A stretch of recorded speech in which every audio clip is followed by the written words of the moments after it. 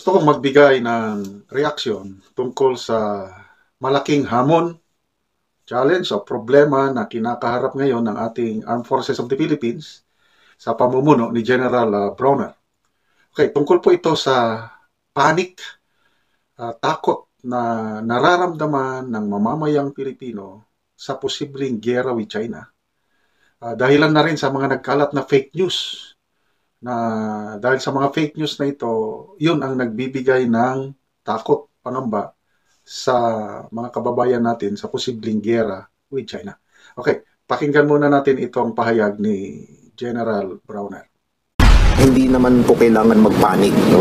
Dahil sa ngayon po ay ang masasabi po natin is that we are still in control of the situation. Hindi po magkakagera. Don't panic. Ito ang payo sa publiko ni Armed Forces of the Philippines Chief of Staff General Romeo Browner Jr. kaugnay sa iba't ibang nangyayari na may kaugnayan sa seguridad sa bansa. Tiniyak ni General Browner na kontrolado nila ang sitwasyon sa bansa. Ginagamit po natin lahat ng instruments of national power.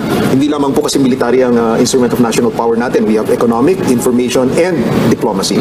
Pinabulaanan din niya ang mga kumakalat na post o mga mensahe tungkol sa mga kaguluhan maging ang presensya umano ng maraming mga tangke at sundalo sa ilang lugar sa bansa. Wala aniyang magiging magandang dulot ang giyera para sa bansa maging sa bansang sasakop sa atin. Ayaw po natin magkagera kasi talo po tayong lahat, no? Tayong mga Pilipino, so sino man yung sasakop sa atin or gustong sumakop sa atin, talo rin sila, no? Dahil wala pong mananalo sa gera. Kasabay nito ang pagdami ng fake news na kumakalat. Ayon kay AFP spokesperson Colonel Francel Padilla, layo nito ay sirain ang tiwala ng publiko sa kasalukuyang administrasyon.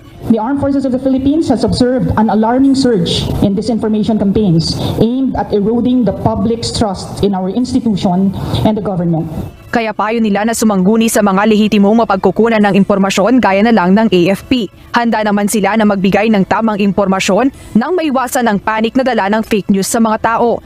We call on every Filipino to join us in this endeavor, fostering a spirit of solidarity and resilience against those who wish to weaken our resolve.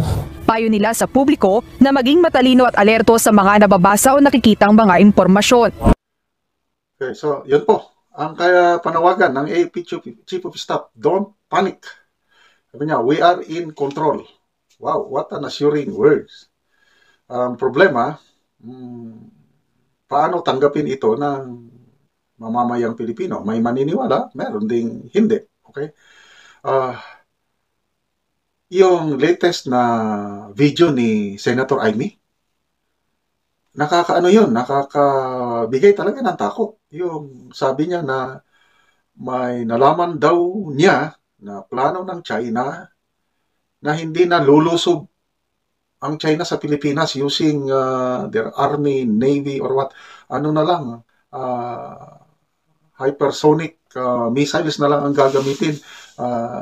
Naka-ready na, yung nakapili na sila 25 targets dito sa Pilipinas ang pauulanan nila ng hypersonic missiles na according to Senator Amy ay hindi kayang pigilan ng US, hindi kayang pigilan ng US yung pagbagsak ng mga hypersonic missiles ng China dito sa Pilipinas. Yun pa lang, nakakatakot na yun. Okay? Ano pa? Yung vlog ni Maharlika, how many days ago? 1 week na ba? Yung may tumawag sa kanya na isang general, may tumawag na taga Malacanang, tumawag na taga Congress, taga Senate, na iisa lang ang sinasabi, maghanda na ang mga Pilipino sa posibleng giyera. So, ayun, I believe, si Maharlika, hindi nag-ano ng fake news yan. Ipinaparating lang niya yung nasasagap niya sa kanyang mga puting ahas. And basically, karamihan na report ng kanyang puting ahas ay nagkakatotoo. So, after yung vlog ni Maharlika na ganun, may tumawag sa kanya na general, ako naman ang tinawagan ng kaibigan kong general.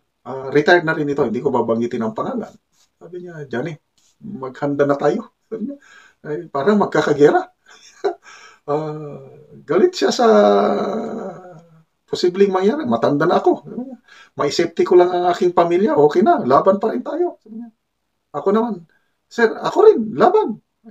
Bahala na, basta wag tayong basta-basta mag-surrender o ano, paglaban natin ang ating bansa. Ganon din ang aking ano. Kung magkagera man, ako handa pa rin akong tumugon sa panawagan. Kung sakali, okay? Kaya mas maganda sana kung wala. Ano pa? So, yung kay General Romeo V. Poques, yung retired two-star general, yung kanyang post na ang Philippine government restrain yung de-escalate yung hindi tayo ang unang magpapaputok, which is very good. Yun siguro ang ibig sabihin ni General Browner na we are in control. Ayaw natin ng gera. Tama yung sabi niya na talo tayong lahat sa gera. Agree ako nun. We are in control. So, yun. Believe ako sa ating mga Navy sailors ba o Coast Guard yung nasa frontline sa West Philippine Sea na kalmado lang. Hindi sila talagang lumalaban ng ano kasi ayaw nating magkagera. But ang problema ang China. We cannot control the actions of China. Nambubuli talaga eh. Grabe yung angkinin niya na lahat. Akin lahat. Yun ang problema. The AFP, the Philippine government, cannot control yung actuation ng China. At sabi ang opinion ni General Browner is, if we will not fire the first shot, China will. Darating ang panahon, sabi ni General Poques na, palulubugin ng China yung BRP Sierra Madre natin. Dahil very firm ang result ng China, yung kanyang claim, yung 10-dash line niya, is talagang ipagpapilit niya, akin yan. So, who can stop China? US lang ang maka-stop sa China. So, posible magkagera tayo with China kung gustuhin ng China. Tayo, ayaw natin ng gera. Kaya kung gustuhin ng China dahil sa pinag-aagawang teritoryo, anong magagawa natin? In the same manner sa yung agawan ng lupa, mga magkakapatid. Di ba may nagpapatayan dyan dahil lang sa lupa? E di ganito rin ito, dahil agawan ng teritoryo. Wala po tayong control ng China.